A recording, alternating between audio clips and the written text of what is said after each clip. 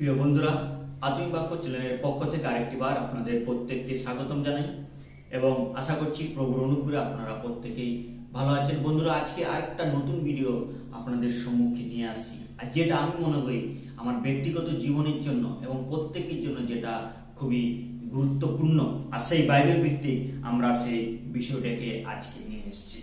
তো বন্ধুরা, বাইবেল হচ্ছে এমন একটা পুস্তক যে পুস্তকের দ্বারা মানুষ তার জীবনকে পরিবর্তন করতে পারে এবং এই বাইবেল তার জীবনের সঙ্গে কথা বলে এবং তার জীবন চরিত্রকে বদলানোর জন্য সেই এক সঠিক পথকে দেখিয়ে দেয়। কিন্তু তবুও অনেক মানুষ যারা অনেক সময় বুঝতে পারে না যে বাইবেল কোন সময় পড়া প্রয়োজন, বা অনেক সময় আমরা বুঝি যে কিভাবে আমরা বাইবেল পড়ব, এই বিষয়ে অনেকে চিন্তা থাকে আর অনেকে প্রশ্ন থাকে যে কিভাবে আমরা বাইবেল পড়ব। যদি আমরা অন্য অন্য ধর্মশাস্ত্রে দেখি, তাদের শিক্ষাগুরুরা, তাদের পণ্ডিতেরাও এরকম অনেক সময় নিয়ম এবং বিধি বলে থাকে যে যেদিন নিরামিষ খাবে সেদিনই শুধু শাস্ত্র পড়বে, বা যেদিন তুমি ভালোভাবে একদম পবিত্রতায় থাকবে সেদিনই তুমি বাইবেল পড়বে, বা সেদিনই তুমি তোমার শাস্ত্রকে পড়বে, বা অন্য কিছু অনেক নিয়ম বিধি রাখে। কিন্তু বাইবেলের সেরকম কোনো নিয়ম বিধি নেই, কিন্তু পদ্ধতি কিভাবে আমরা বাইবেলকে পড়বো। তো আমি বিশেষ করে তিনটি বিষয়কে আপনাদের সম্মুখে রাখবো, যা আপনাদের প্রত্যেকের জীবনের জন্য খুবই গুরুত্বপূর্ণ হবে। আর ঈশ্বর আরো এই তিনটি নিয়ম যদি আমরা পদ্ধতি, নিয়ম বলা চলবে না, পদ্ধতি যদি আমরা মেনে চলি, তাহলে ঈশ্বর আরো আমাদেরকে প্রচুর পরিমাণে আশীর্বাদ করবে। তো আসুন আমরা সেই বিষয়গুলিকে দেখে নিই এবং আমাদের আজকের এই ভিডিওটিকে শুরু করি।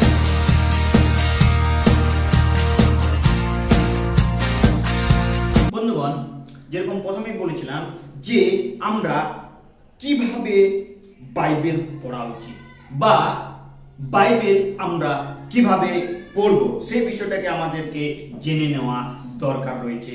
বন্ধুরা, যখন আমরা বাইবেল শাস্ত্রকে আমরা অধ্যয়ন করি, অনেক সময় আমাদের প্রশ্ন আসে যে আমরা কিভাবে এই বাইবেলের গভীরতাটাকে বুঝবো বা কিভাবে আমরা এই বিষয়টাকে জানবো। তো তার জন্য প্রথম যেটা প্রয়োজন সেটা রয়েছে যে যখনই আমরা বাইবেল পড়বো, তখন প্রথম যে আমাদের কাজটা করতে হবে সেটা হচ্ছে, প্রথম যে বিষয় সেটা পড়ার আগে আমাদেরকে প্রার্থনা করতে হবে। যখন আমরা বাইবেল পড়া শুরু করব, তার পূর্বে যে আমাদেরকে কাজটি করতে হবে সেটা কি করবে, পূর্বে আমাদেরকে প্রার্থনা করতে হবে।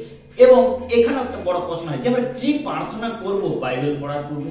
বাইবেল পড়ার পূর্বে আমরা এটাই প্রার্থনা করব যে দেখো, বাইবেল হচ্ছে, বাইবেল বোঝার জন্য আমাদের এমন কোনো বড় শিক্ষারও প্রয়োজন, এমন কোনো জ্ঞানের প্রয়োজন, কিন্তু ঈশ্বরের কাছে আমাদেরকে জ্ঞান চেয়ে নেওয়া দরকার বা বুদ্ধি আমাদেরকে চেয়ে নেওয়া দরকার। আর আমরা যখন বাইবেল অধ্যয়ন করবো, পড়বো, তখন আমাদের প্রয়োজন যেন আমরা তার পূর্বে প্রার্থনা করি। এবং কি প্রার্থনা করবো? আমরা এটাই প্রার্থনা করবো যে প্রভু, তোমার বাক্যের নিগূঢ় তত্ত্ব আমাদেরকে বুঝতে সাহায্য করো। তোমার বাক্য যে রয়েছে, আজকের যে অধ্যয়ন যে রয়েছে, তার গভীরতা আমাকে বুঝতে সাহায্য করো। আর আমরা যখন ঈশ্বরের কাছে প্রার্থনা করব, আর তখনই আর সেই তার গভীরতার সেই প্রার্থনার উত্তর আমাদেরকে দিবেন। কেননা যদি আমরা বিশেষ করে দেখি, উদাহরণস্বরূপ বাইবেলও এরকম বলা হয়েছে। যদি আমরা গীত সংহিতা 119-এর 130 পদে দেখি, তো সেখানে বলা হয়েছে, তব বাক্য সমূহের বিকাশ আলোক প্রদান করো, তাহা অমায়িক দিগকে বুদ্ধিমান করে। লেখা আছে না, ঈশ্বর বাক্য কি করে, অমায়িকদেরকে বুদ্ধিমান করেন, আর তার জন্য সেই ঈশ্বরের বাক্যের পূর্বে প্রার্থনা করা। আরো যদি জাকবের পত্র যদি 1 অধ্যায় আমরা 5 পদে দেখি, সেখানে খুব সুন্দর লেখা আছে, কারো যদি জ্ঞানের অভাব হয়েছে, আমার কাছে যাচ্ছা করে তাদেরকে আমি অকাতরে দিয়া থাকি। সেই জন্য আমরা জ্ঞান ও বুদ্ধির জন্য ঈশ্বরের কাছে প্রার্থনা করি যে তোমার যে বাক্যের নিগূঢ় তত্ত্ব, তোমার যে বাক্যের সত্য, তা আমাদেরকে বুঝতে সাহায্য করো। তো প্রথম বিষয় হচ্ছে বাইবেল পড়ার পূর্বে, বাইবেল অধ্যয়ন করার পূর্বে আমাদের যেটা প্রয়োজন সেটা প্রার্থনা করার প্রয়োজন। দ্বিতীয় বিষয়ে আসবো আমরা, যখন আমরা বাইবেল কিভাবে আমরা পড়বো। প্রথম বিষয় দেখলাম প্রার্থনা করবো, আমরা প্রথমে প্রার্থনা করে নেবো বাইবেল পড়ার পূর্বে। দ্বিতীয় বিষয় যেটা আমরা দেখবো, যে আমরা যখন বাইবেলটাকে পড়ছি সেটা যেন আমরা ধ্যানপূর্বক এবং চিন্তার সহিত যেন আমরা পড়ি। যে এমন না যে আমাদেরকে প্রতিদিন বলা হয় যে বাইবেল পড়তে হবে, তো যেমন শুধু যেটা পেলাম সেটাই বার করে নিয়ে প্রভু যিশু গীতসংহিতা লিখেছেন, প্রভু যিশু এই করেছেন পড়ে আর তারপর আমরা চলে গেলাম। সেরকম না, আমরা যখন কোনো একটা অংশকে নিই সেই অংশটাকে যেন আমরা ধ্যান পূর্বক আলোচনা করি যে আজকের এই সুন্দর সকালে এই অংশটি দ্বারা ঈশ্বর আমাদের সঙ্গে কি কথা বলতে চাইছেন। যদি আমরা বার করি যে প্রভু যীশু খ্রিস্ট ঝড়কে থামিয়েছেন, তো সেই ঝড় থামানোর দ্বারা তিনি কি শেখাতে চাইছেন আমাকে, সেখান থেকে সেই অংশটা থেকে আমাকে কি শেখাতে, যে প্রভু যীশু ঝড় থামাচ্ছেন ঠিক আছে, কিন্তু ঝড় থামানোর মধ্যে আমাকে কি শেখাতে চাইছে সেটা যেন আমরা ধ্যান পূর্বক এবং চিন্তাপূর্বক যেন আমরা সেটা ধ্যান করি এবং চিন্তার সহিত যেন সেটা আলোচনা করি যে সেটার দ্বারা আমাকে কি শেখাতে চাইছে। ঝড় থামানোর যারা আমরা বুঝি যে তিনি হচ্ছেন প্রকৃতি এবং সমস্ত কিছু তার কথা মানে, তার মানে কি তিনি হচ্ছেন সর্বশক্তিমান ঈশ্বর। তো সেই বিষয়গুলোকে আমাদের চিন্তার দ্বারা আমাদেরকে অধ্যয়ন করতে হবে এবং বাইবেল যদি আমরা পড়ি আর ঈশ্বরের ইচ্ছা অনুসারে ঠিকভাবে যদি আমাদের সেই বাইবেলকে জেনে নিই, তাহলে আমরা সেই রূপভাবে জীবনযাপন করতে পারবো এবং ঈশ্বরের বাধ্য হওয়ার দ্বারা আমরা সেই রূপগুলি আমরা পরিচালিত করতে পারবো। তো প্রথম যেটা আমাদের দরকার সেটা হচ্ছে যে প্রার্থনা পূর্বক, দ্বিতীয় যেটা দরকার সেটা হচ্ছে আমাদেরকে একটু চিন্তা ধ্যান করতে হবে যে ঈশ্বরের বাক্য আমাদেরকে কি বলতে চায়, সেটা যেন আমরা যত্ন সহকারে ভাবতে পারি এবং আমরা আমাদের কাছে পরিবেশিত ঈশ্বরের বাণীটি যেন সঠিকভাবে আমরা বুঝতে পারি। যদি আমরা গীতসংহিতা 119 15 পদে দেখি, সেখানে খুব সুন্দর একটা বিষয়কে বলেছে। গীতসংহিতা 119 15 পদে, আমি তোমার নির্দেশমালা ধ্যান করিব, তোমার সকল পথে দৃষ্টি রাখিব। কত সুন্দর বলছে না, আমি তোমার নির্দেশনা, তোমার বলতে ঈশ্বরের যে নির্দেশনাগুলি রয়েছে, ঈশ্বরের যে আদেশগুলি রয়েছে, ঈশ্বরের যে আজ্ঞাগুলি রয়েছে, সেগুলো আমি ধ্যান করিব, মানে ধ্যান সহকারে সেগুলো আমি পড়ব, চিন্তা করবো, সেগুলো ধ্যান করে। তারপর তোমার সকল পথে দৃষ্টি রাখিব, তোমার সকল পথের প্রতি, তোমার যে পথ সেই পথের প্রতি আমি দৃষ্টি রাখব। তৃতীয় বিষয় যেটা আমাদের খুবই গুরুত্বপূর্ণ সেটা হচ্ছে যা আমরা পড়ছি সেটা নিজের জীবনে লাগু করব। আমরা এখন প্রার্থনা করলে ঈশ্বরের বাক্য আমাদের চিন্তাধারা দিল, বুঝতেও সাহায্য করে, আমরা ধ্যানপূর্বক পড়লামও, কিন্তু পড়ার পর সেই ঈশ্বরের যে আজ্ঞাগুলো সেগুলো যদি আমরা নিজেদের জীবনে পালিত না করি বা সেগুলো পালন না করি বা সেই অনুসারে না যদি জীবন যাপন করছি, তাহলে আমাদের এই বাইবেল অধ্যয়ন বৃথা। তো সেটা খুবই গুরুত্বপূর্ণ। আমাদেরকে কি করতে হবে, সেটাকে ধ্যানপূর্বক পড়ার পর আমাদের সেই অনুযায়ী চলতে হবে, সেই অনুযায়ী জীবন যাপন করতে হবে।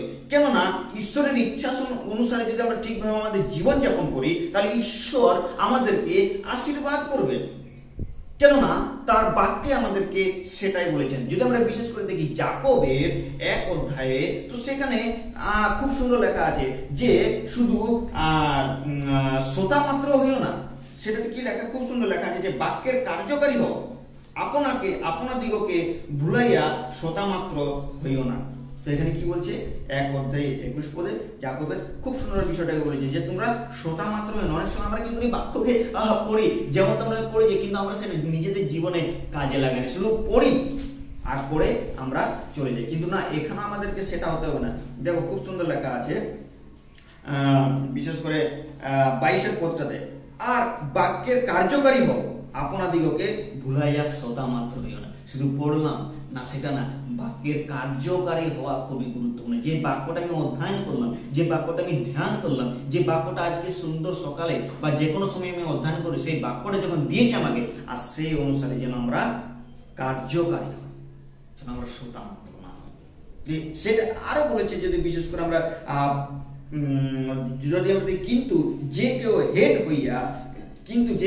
হইয়া স্বাধীনতার সিদ্ধ ব্যবস্থায় দৃষ্টিপাত করে ও তাহাতে নিবিষ্ট থাকে, ভুলিয়া যাইবার শ্রোতা না হইয়া কার্যকারী হয়, সে আপনার কার্যে ধ্যান হইবে, ধন্য হইবে। তো কত সুন্দর লেখা আছে যে আমাদেরকেও সেই রকম যেন আপনার কার্যে যেন আমরা ধন্য হতে পারি।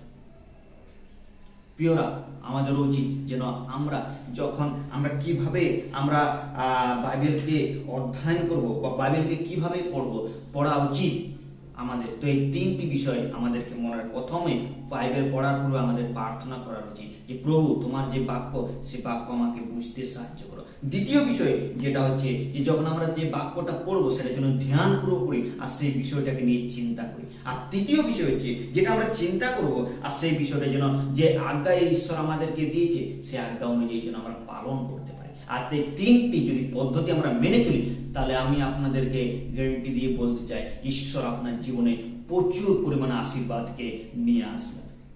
একবার আপনি করে দেখুন আর তাহলে দেখুন ঈশ্বর আপনাকে আরো প্রচুর পরিমাণে আশীর্বাদ করতে।